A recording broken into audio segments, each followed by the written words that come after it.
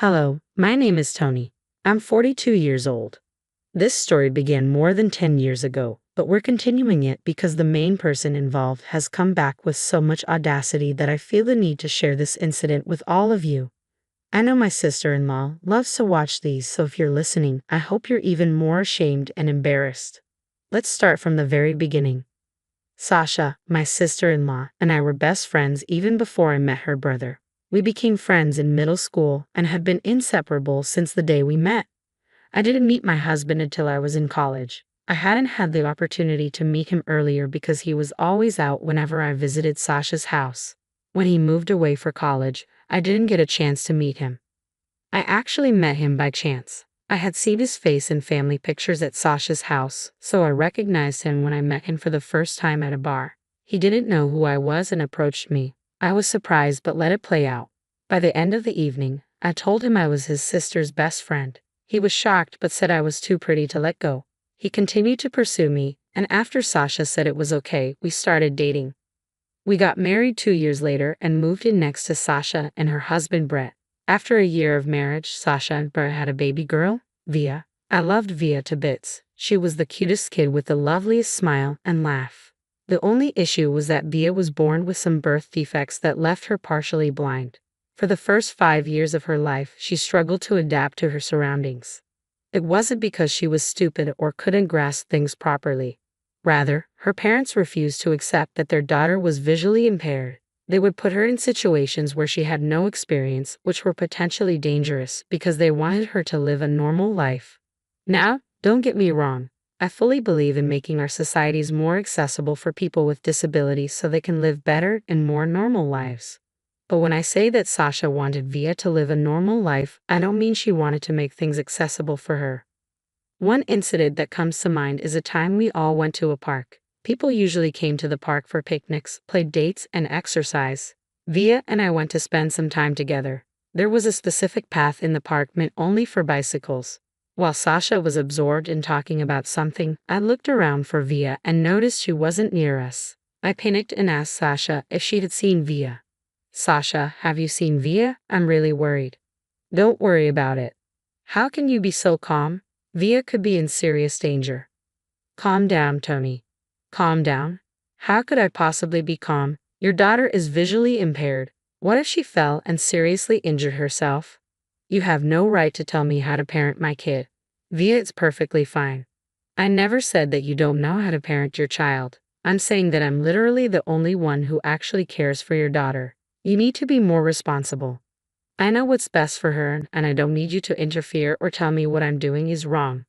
Why are you trying to fight me right now? She could be hurt right now. You need to take this seriously. I am her mother, not you. Back off and let me handle it my way. At that point, I was too panicked and angry to continue talking to Sasha. I started retracing our steps to find Vita. Sasha kept angrily calling me back and yelling that we weren't done talking. I ignored her. My heart was racing too fast to care about Sasha. I ended up finding Via. She was crying, trying to grasp something to help her navigate, calling out for her mom and me. I felt so relieved when I saw her. I called out to her, and her face immediately lit up. She giggled as she made her way over to me. I waited as I watched her waddle over, but she was walking really close to the cycle track. Suddenly, a large number of cyclists rode the track at high speeds. My stomach dropped. I quickly got up to catch her, but before I could take my next step, Via slipped and fell straight onto the cyclist's path. The cyclist tried to brake or swerve around her. I managed to reach her just before one of the cyclists could crash into her. I held Via tightly, and she sensed my panic and started crying. I calmed her and myself down. Sasha had witnessed the whole thing. She came over and grabbed Via out of my hands. You shouldn't have interfered with Via. She needs to learn to understand her environment on her own. I was worried for her safety. Did you even tell her about all the dangers here? She's old enough to walk around on her own. She doesn't need constant supervision. She's only 4 years old and visually impaired. She could have been seriously hurt. Oh, come on. It's not that bad. She would have only gotten a few scratches or bruises. That's not the point. She needs proper care and guidance. You're being overprotective. Via can handle herself. Your ignorance is dangerous. One day it will hurt her. You need to take her safety seriously. Just mind your own business, Tony. She's my daughter, not yours. Fine, but remember, you're responsible for her well-being. She deserves better care. Sasha grabbed Via and walked away. I felt so baffled and angry. How could someone treat their own child this way? I wanted to protect Via and wanted Sasha to step up and be a good parent. I couldn't expect the same from her husband Brett because he was so absent from their lives, spending his entire day working. But thankfully, the universe heard my plea. It was heartbreaking the way it happened, but I was kind of glad that it did. After that incident, Sasha stopped talking to me much. I rarely got to see Via. Every time I tried, Sasha would make up some excuse and shut the door in my face. But after a year, one day Sasha and Brett showed up at my house with Via. I was surprised to see them and noticed the bags they held. Hi guys, are you going on a trip? Yes. It's supposed to be a couple's trip. We were wondering if you and Noah could take care of Via while we're away. Of course, we'll take care of her. But how long will you be gone? Forever. We've had enough of Via. What? She doesn't fit our idea of what our child should look like. We can't handle it anymore. Cruel and heartless. How can you do this? You can't just abandon your own child. We've made up our minds. Here, we've signed off our parental rights and these are her adoption papers. Take her. She's way too much of a burden. I won't let you treat her like this. She's not a burden. Oh, stop being so dramatic. Just take her if you care so much. I will take Via. You should be ashamed of yourselves. You're her parents, act like it. Before I could say anything else, Sasha and Brett walked away, got in their car, and drove off. I stood there shaking until Via tugged on my arm and asked how long her parents would be gone. Tears streamed down my face as I told her it would be years until she saw them again. Via started crying loudly, calling out for her parents. I hugged her tightly and let her cry in my arms for as long as she needed. When I finally brought her into the house, she asked if I would also send her away. My heart sank, and I wanted to cry, but I stayed strong. Via, you're going to stay with me and Uncle Noah from now on. Does that mean my mom will come back? I don't know, sweetheart. I can't say for sure. Okay, but you and Uncle Noah are more fun than my parents anyway. Oh, thank you, sweetie. We'll take good care of you and we'll always be here for you. Can we have more game nights and movie nights? Absolutely. We'll all have fun together. Yay, I love you, Aunt Tony. I love you too, Via. Always remember that.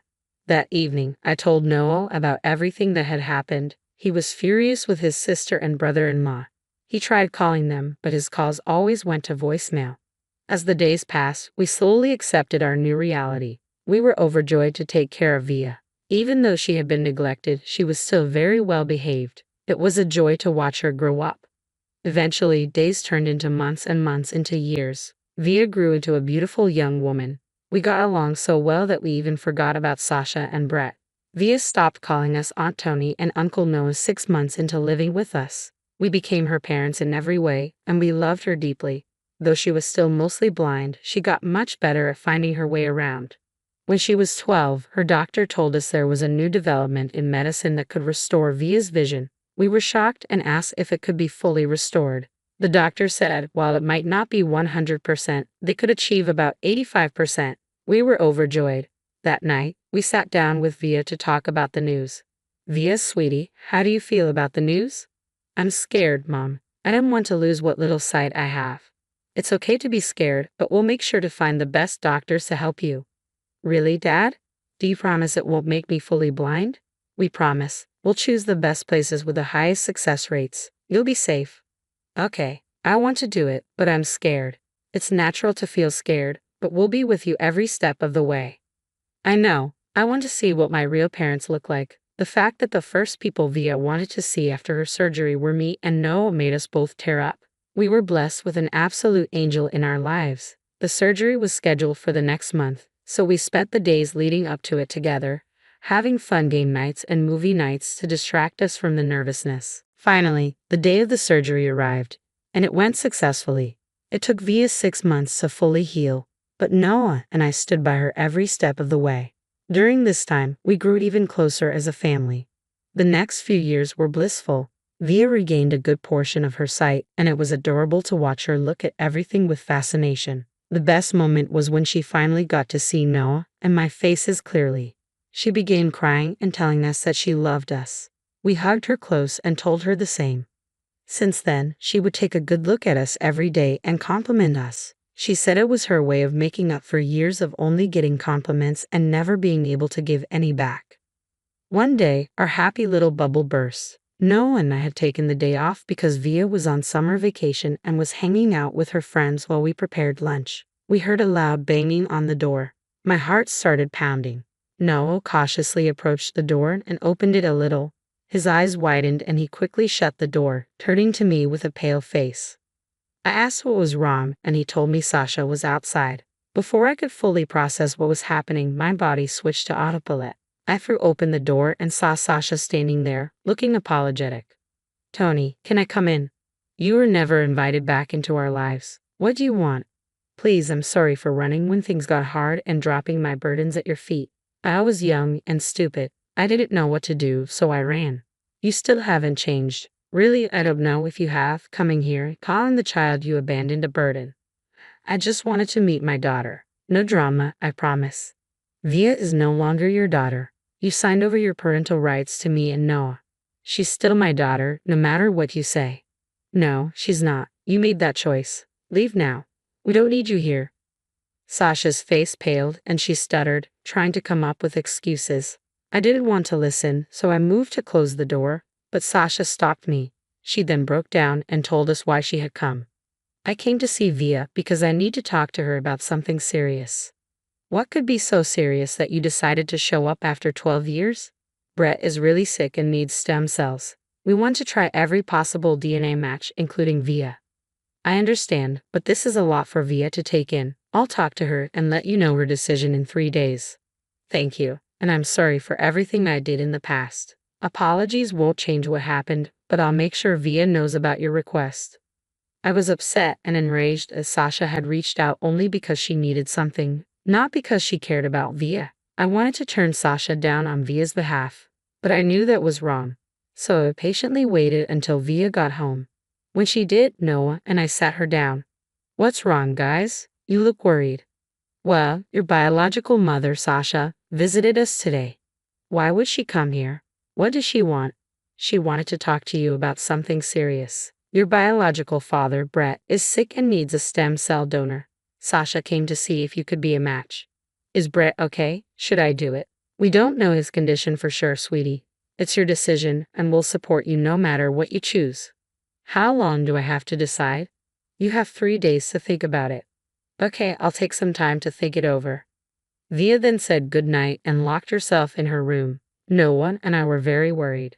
We ate our dinner in silence and left some food by Via's door in case she wanted to eat. That night, as we settled into bed, Noah and I talked about our fears. "I'm really worried about Via. She seems so troubled after hearing about Brett's condition." "I know, it's a lot for her to process. I just hope she makes the right decision for herself."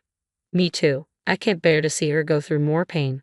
We have to be there for her no matter what she decides. She needs our support." "You're right. We'll stand by her just like we always have. We'll give her some space to think, and when she's ready, she'll let us know her decision."